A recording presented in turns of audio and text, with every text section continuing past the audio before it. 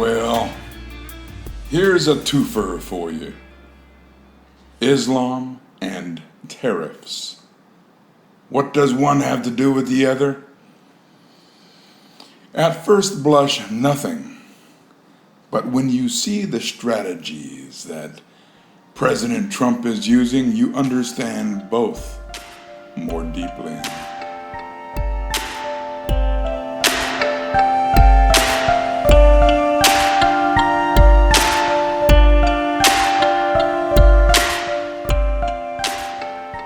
Papa, for the boys, singing a song of triumph with tariffs bringing the world to fairness, but also singing a song of unfairness with Islam threatening the world with death or conversion. Trump's tariff negotiations and Islam's historical expansion through conversion or death are two wildly different beasts, but both hinge on high-stakes choices with big consequences. Trump's approach to tariffs is like a global poker game. He slaps on steep tariffs, rates sometimes 15 to 25% or more, like with Japan or Vietnam, to pressure countries into cutting deals. It's economic brinksmanship. Pay the tariff or negotiate a trade deal. An agreement that favors the United States or at least finally brings fairness to the relationship. The strategy is messy, often unpredictable. Nobody, not even Japanese officials, seem to know what Trump really wants. Some countries like EU, several countries in league, bite the bullet and settle for lower tariffs like 15% to avoid worse outcomes. Others, like Vietnam, haggle down from 46% to 20%. It's coercion through economic pain. But it's not a guillotine. It's a bargaining chip. Markets get rattled. Allies get annoyed. But Trump's betting the short-term chaos forces long-term wins for American trade.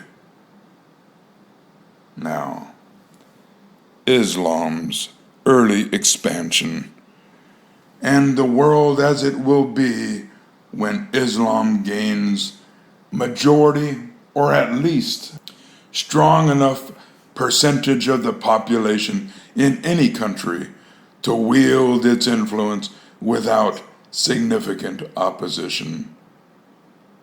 But look particularly in the 7th and 8th centuries, often involved offering non-Muslims a stark choice. Convert, pay a tax called jizya, or face battle and death. This wasn't a universal rule. Context varied by region and ruler.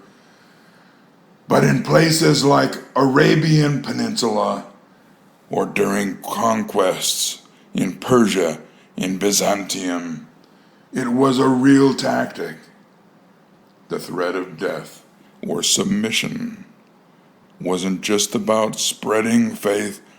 It was about consolidating power, unifying diverse tribes, and funding empires through tribute or conquest. Like tariffs, this was existential. Your life or your soul was on the line, not just your economy. But Trump's tariffs, it was leverage, a calculated way to push people whole countries toward a desired outcome, whether faith, loyalty, or resources in the case of Islam. Both strategies use fear of loss to force compliance. But the stakes and tools differ. Trump's tariffs hit wallets and trade balances. They're temporary, negotiable, and about money. Islamic expansion's choices were often about survival or identity. They were existential, with far less room for haggling. Trump's unpredictability keeps trade partners guessing, while Islam's early ultimatums were clearer: convert or die. One's a modern economic gamble, the other was a medieval power play, and our future.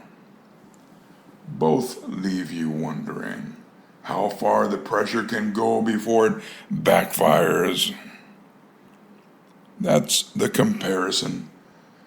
Different eras, different stakes, same game. Same game of pushing limits. Don't be limited by someone else, my boys. Papa for the boys. Signing off until post-op